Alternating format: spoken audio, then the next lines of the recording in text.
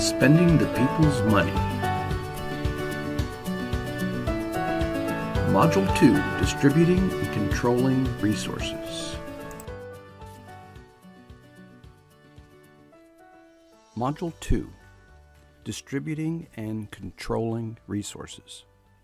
This is the second of a series of 3 videos on spending the people's money, otherwise known as budget execution. In Module 1, we talked about establishing resources. After all, we can't spend what we don't have. We discussed 4 budget execution events that established resources: appropriations, offsetting collections, non-expenditure transfers, and rescissions. Now we need to talk about the required control and distribution steps that have to be taken before we can actually spend these resources. We'll discuss 3 budget execution events in this module: apportionment, allotment, and allowance, that are involved in controlling and distributing funds. Our first budget execution event under controlling and distributing funds is budget execution event number 5, the apportionment. As we can see from this definition in the GAO glossary of budget terms, an apportionment is the action by which OMB distributes amounts available for obligation in an appropriation or fund account. Well, why do we have this apportionment control requirement, and why does OMB do it? You will recall from Module 1 that Congress passed the 1870 Anti-Deficiency Act in an attempt to stop the executive branch from spending money Congress hadn't approved. But merely passing a law telling the executive branch they couldn't exceed their appropriation and couldn't spend an appropriation before they got it didn't quite do the trick. Federal agencies created coercive deficiencies. That is, they spent their money in such a way that it would force Congress to appropriate more. For example, in 1879, the Post Office sought a deficiency appropriation because they had spent most of their appropriation and needed an additional $2 million to finish out the year. In addition, agencies would have their employees work overtime, for which they had no funding, expecting Congress to appropriate additional funds to pay the employees. Congress's response to this was to amend the Anti-Deficiency Act in 1905. First, they kept the original 1870 prohibition that we saw in Module 1 against spending in excess of an appropriation for a fiscal year and involving the government in spending funds before the funds were available. They added a prohibition against accepting voluntary service to counter the executive branch's use of overtime to create pressure for Congress to appropriate money. Next, they added language requiring that funds be apportioned by monthly or other allotments as to prevent undue expenditures in one portion of the year that may require deficiency or additional appropriations to complete the service of the fiscal year. Finally, they added penalties for violating the Act: loss of job, a fine of not less than $100, and imprisonment for not less than 1 month. But since there was no bureaucracy like today's OMB available to manage this new apportionment process, each federal agency was responsible to apportion themselves. And this self-apportionment permitted the agencies to grant waivers, effectively exempting themselves from the apportionment requirement. Well, you can guess how well this turned out. Within a year, there were more waivers than apportionments. So Congress again had to amend the Anti-Deficiency Act in 1906 to restrict apportionment waivers to extraordinary emergencies only. In 1921, Congress passed the Budget and Accounting Act, establishing a budget process and a budget office. This office was initially called the Bureau of the Budget and was located in Treasury. Oddly enough, this new Bureau of the Budget was not given a direct role in the apportionment process, so they could only ask to be notified of apportionments and waivers. In spite of the existence of the new Budget Bureau, the Anti-Deficiency Act continued to be ignored by federal agencies.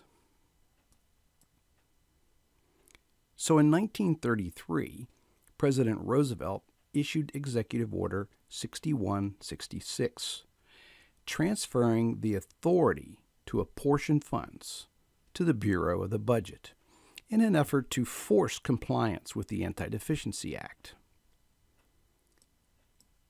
In 1939, he brought the office into the Executive Office of the President. In 1947, the Post Office did it again. They ignored the apportionment requirement to avoid a deficiency, having only 1% of their appropriation left for the final quarter. Congress again had to appropriate funds to keep the mail service going, but they were fed up. So they passed yet another set of amendments to the Anti-Deficiency Act in the General Appropriations Act of 1950. This act did several things to firm up the control process. First, it gave the Bureau of the Budget the statutory power of apportionment, which they had only previously had through executive order. They now had the responsibility and the tool for ensuring no agency ran out of money and had to have a supplemental appropriation. Second, it made an obligation in excess of an apportionment or amount permitted by regulations, which we call the allotment, a violation of the Anti-Deficiency Act. Third, it increased the penalties for violation of the Anti-Deficiency Act.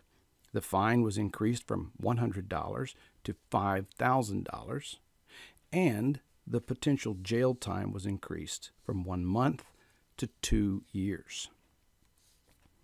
In addition, Congress passed the Budget and Accounting Procedures Act of 1950, which required agencies to have a system of administrative controls that restricted obligations to amounts apportioned and enabled the agency head to fix responsibility for over-obligations of the apportionment.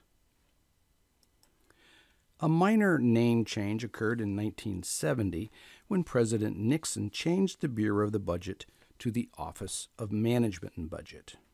Today, OMB manages the apportionment process for the President. Let's take a quick overview of these requirements as codified in Title 31 of the U.S. Code.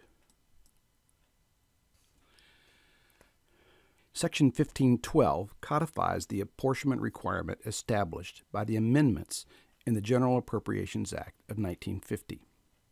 Note that the language states that funds appropriated for a definite period, like an annual or multi-year account, shall be apportioned to prevent obligation at a rate that would require a supplemental appropriation. And funds appropriated for an indefinite period, like a no-year account, shall be apportioned to achieve the most effective and economical use. Section 1512 goes on to say that an apportionment can control spending by time, such as months or quarters, or by projects or activities, or a combination of these two. Some accounts have both administrative funds as well as programmatic, so the apportionment may have funds apportioned by time, called Category A, and program, called Category B. In Section 1514, we note that there is a statutory requirement for the Secretary to have a system of administrative control that's consistent with accounting procedures prescribed under law. This system has to be able to restrict obligations or expenditures from each appropriation to the amount apportioned, and it has to be able to fix responsibility for an obligation exceeding an apportionment. This system of control has implementing regulations called Administrative Control of Funds. HHS regulations establish the allotment as the control that enables the Secretary to fix responsibility for overspending the apportionment. Section 1517 is a very important part of the Anti-Deficiency Act. This is the section that prohibits spending in excess of an apportionment, or an amount permitted by regulations prescribed under Section 1514, what we call an allotment. Section 1517 brings the total of potential violations of the Anti-Deficiency Act up to 5. Obligating or paying funds exceeding your appropriation before an appropriation is made, exceeding your apportionment, exceeding your allotment, and accepting voluntary services. This gives you some idea of the seriousness of the control requirements in budget execution. Let's take a look at a sample apportionment. The top half of the apportionment lists all your budgetary resources. Your budgetary resources establish the limit of what you have to spend. Therefore, they must equal the application of the budgetary resources in the bottom half of the apportionment. Let's take a look at some of the budgetary resources in the top half of the apportionment. I don't have all the possible resources on the screen, but see if you recognize those we discussed in Module 1. First of all, if the account is multi-year or no year, we may have some unobligated balances from a prior year. This unobligated balance would appear on line 1000 as an unobligated balance brought forward. In addition, you may deobligate funds after the year started. Deobligations occur when, for whatever reason, the obligation you made has to be reduced or canceled. Perhaps the company you ordered from went out of business and the order was canceled. Maybe a grantee you gave a grant to went belly up and you have to cancel the grant.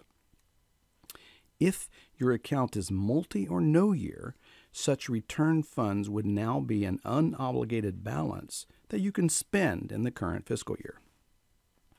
We call these funds that are deobligated after the year starts recoveries, and these amounts would appear on line 1021, unobligated balance, recovery of prior year unpaid obligations. Here's a hint. Apportionment lines that begin with 10 identify budgetary resources originally made available in a previous year that are still available.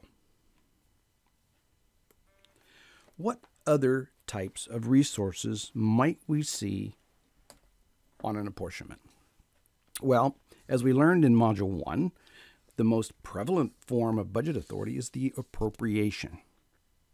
On the apportionment form, we must distinguish whether the appropriation is discretionary, that is, made from annual appropriation acts, or mandatory. Mandatory appropriations are generally appropriated in authorizing legislation. Discretionary appropriations appear on line 1100, and mandatory appropriations appear on line 1200. As we discussed in Module 1, we may also have non-expenditure transfers. In this example, a transfer out to another account, reducing our resources on line 1120, or a transfer in from another account, increasing our resources on line 1121. Rescissions of discretionary funds would appear on line 1130, appropriations permanently reduced, and rescissions of mandatory authority would appear on line 1230. You'll notice that discretionary appropriation resources appear on lines that begin with 11, and mandatory appropriation resources appear on lines that begin with 12. This numbering makes it very clear what type of resource you have. We may also anticipate some spending authority from offsetting collections on line 1740 and or 1840. Discretionary spending authority from offsetting collections appears on lines that begin with 17, and mandatory spending authority from offsetting collections appears on lines that begin with 18. There could be other resources on the apportionment, but for our purposes, these provide a good sampling of the types of resources we're familiar with. As a review of Module 1, here are the lines for an appropriation, spending authority from offsetting collections, non-expenditure transfers, and rescissions.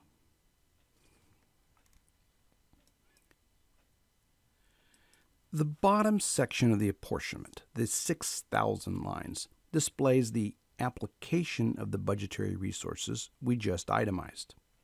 There are 8 possible applications. The first possibility is that the resources may be apportioned by time period in Category A, lines 6001 to 6004. This is the section OMB uses to carry out their statutory responsibility to make sure you don't run out of money. For those types of expenses that have to stretch over the whole year, such as administrative costs, OMB will apportion the funds over 4 quarters. In this way, they can make sure you don't pull the trick the post office pulled in 1879 and in 1947. The second possibility is that funds will be apportioned as Category B, lines 6011 through 6110. That is, by program, project, or activity. Sometimes Congress appropriates a specific amount for a particular program, and OMB may apportion that lump sum amount in Category B. The third possibility is that funds could be apportioned as a mixture of Category A and B, lines 6111 through 6159. OMB calls this Category AB. It's used when a particular program needs to be apportioned over time. This is a relatively new application and is not used in very many apportionments in HHS. The fourth possibility is that funds are apportioned as Category C, or as OMB refers to it, for future years, lines 6170 to 6173.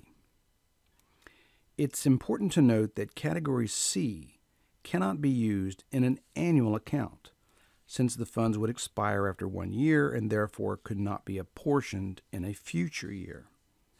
You will therefore only see Category C used on multi-year and no-year accounts. The fourth, fifth, and sixth possible applications are somewhat related. The Impoundment Control Act of 1974 established the requirement that the President report to Congress in a special message if he or she proposes to request a rescission of funds or a deferral, that is, the delay, of spending funds. The proposed rescission is the fifth possibility on line 6180, and the deferral on line 6181 is the sixth. But although the Impoundment Control Act is still on the books, it's basically ignored. It's been suggested that OMB created Category C to enable them to defer or delay funding without having to submit a formal message to the Congress. Effectively, the two options, withheld pending rescission and deferred, are not really available to us anymore. But until the Impoundment Control Act is repealed, these items will remain on the form. The seventh application is the Unapportioned Balance Revolving Fund, line 6182. This line is used only on apportionments for revolving funds. Recall some of the examples we discussed in Module 1. FDA's revolving fund for color certification, the HHS and NIH service and supply funds, and the CDC revolving fund. These accounts are business-type operations that need to keep funds in a reserve to purchase equipment and so forth. And these reserves, which are not needed in the current year, would go on line 6182. The eighth and last possible application is the exempt from apportionment line, 6183. This line is only used on apportionments that have a mixture of funds that are both exempted from apportionment and not exempt. Of course, if the entire account's exempt, there would be no need to prepare the SF-132 at all. As you might imagine, this line is rarely used. So that's the bottom section of the apportionment. Just to reiterate, the total amount on the bottom section of the apportionment, the application of budgetary resources, must equal the total budgetary resources in the top section of the apportionment. So far, we have some resources to spend, and we have discussed the first stage of the controlling and distribution group of budget execution events, the apportionment. The apportionment is the process OMB is required by law to perform to control spending. But now we need to discuss the next step. Remember that 31 U.S.C. 1514 requires that agencies have a way to ensure they do not exceed the amount apportioned. How do they do that? This gets us into the allotments and allowance stage of the control and distribution phase. Budget execution events 6 and 7.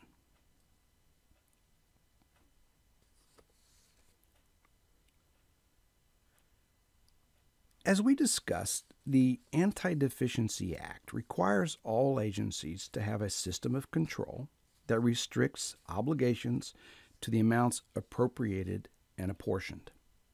We use a process called the administrative control of funds. This process is in the form of a hierarchy, where amounts apportioned are divided up into allotments, and these allotments are in turn divided into allowances. The best way to understand this process is to consider a simple example. This is appropriation language for a fictitious agency called good government. Note that we have a purpose for carrying out Title I of the Good Government Act, and we have an amount, $100,000. And because we know this fictitious language appeared in a fictitious appropriation act, we can assume the funds are available for only 1 year. Suppose also that Congress provided a conference report table like this, telling us how to spend these funds. They want states to receive $80,000 in formula grants and $20,000 in discretionary grants. To keep it simple, let's assume there are no other effects on budgetary resources, such as collections or transfers or rescissions. When we take a look at the OMB apportionment, we can see the $100,000 appropriation on line 1100. Note that OMB apportioned each type of grant funding, formula, and discretionary, which are separately identified in the conference report, in separate Category B lines, 6011 and 6012. Before we get to the allotments and allowances, Let's talk a bit about the information we need to properly classify our budget execution events. Accounting information is captured by a Budget and Accounting Classification Structure, or BACS code. The BACS code is made up of segments. Although there are a few slight differences between some of the HHS accounting instances, the following segments are common to all HHS accounting classification. First, the Fund segment. This contains information about the TAFs, the fiscal year the funds became available, the period of availability, whether the funds are direct or reimbursable, whether they are apportioned in Category A or B, and whether the funds are discretionary or mandatory. The second segment is the budget fiscal year. This is the year in which the event being recorded takes place. The budget fiscal year could be different from the year the funds were made available. If, for example, your account funding is no year and you're spending funds carried over from a prior year. If these 2 years are different, the system knows it's dealing with carryover. The organization is the third segment. This is an important segment in identifying the person responsible for exceeding an apportionment or allotment, as the system is required to do. The fourth segment is the budget activity or program. There is a statutory requirement that agencies collect accounting information in a way to support the development of the President's budget. This segment meets that statutory requirement. The fifth segment is not involved in distribution and control of funds, so we will save our discussion of it until we get to the spending events. The sixth common segment is the accounting event, or Standard General Ledger, SGL account. This event segment tells the accounting system which budget execution event is being recorded. Is it an appropriation? Is it an apportionment? An allotment? These events are derived from a standard government-wide list maintained by Treasury called the United States Standard General Ledger, or US SGL. If you would like to understand more about the Standard General Ledger, I recommend Introduction to Budgetary Accounting video. It's also important to remember that distributing and controlling federal funds requires a particular sequence or chain of events. First, you enter a budgetary resource, like an appropriation. Then you enter an apportionment. Then the allotment. Then the allowance. Each event depends on its antecedent. For example, you can't record an apportionment without a budgetary resource. You can't distribute funds to an allotment that have not been apportioned. You can't distribute funds to an allowance that have not been allotted, and so on. Each event is recorded using standard accounting transactions. Let's walk through the distribution and control steps. OMB apportions the formula grants in a single Category B line of $80,000, and they apportion the discretionary grants in a single Category B line of $20,000. What do we have to control? Remember the requirement at 31 U.S.C. 1514. The system of administrative control has to restrict obligations to the amount of the apportionment. So here we see our total appropriation and our two Category B amounts. We have to create two allotments, one for the formula grants totaling $80,000 and one for the discretionary grants totaling $20,000. by creating these two allotment controls, a level that, if exceeded, causes an Anti-Deficiency Act violation, we have used the system to fulfill the requirement in 31 U.S.C. 1514. So let's start with the formula grant allotment. A budget official issues an allotment to the director of the formula grant office for $80,000. This means that if this amount is exceeded, the director of the formula grant office could be cited for a violation of the Anti-Deficiency Act. But remember the conference table.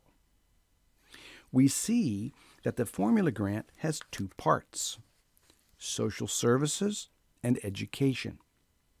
To properly control these amounts, the budget director then issues two allowances, one for $50,000 to the chief of the social services branch and one for $30,000 to the chief of the education branch.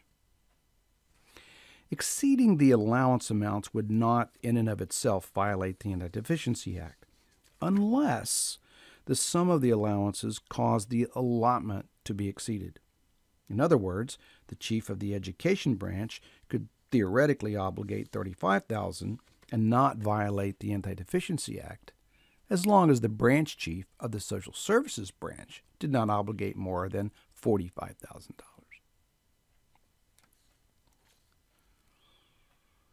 Our second control is a Category B item for $20,000 for discretionary grants.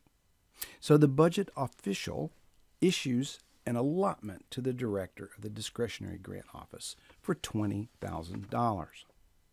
We again look at the conference table and see that it divides the discretionary grants into two parts. So the director issues two allowances, one for $15,000 to the chief of the training branch and one for $5,000 to the chief of the technical assistance branch. Looking at the full picture, we see the hierarchical nature of fund distribution and control. We can see that the budgetary resources have been fully distributed and controlled by the apportionment, allotment, and allowance budget execution events. In Module 1, we discussed the first set of budget execution events, establishing resources. The resources set of events included appropriation, offsetting collections, non-expenditure transfers, and rescissions. In Module 2, we discussed the control and distribution budget execution events, apportionment, allotment, and allowance. In Module 3, we will finally get to the spending stage of budget execution, and we'll discuss the obligation and outlay of funds.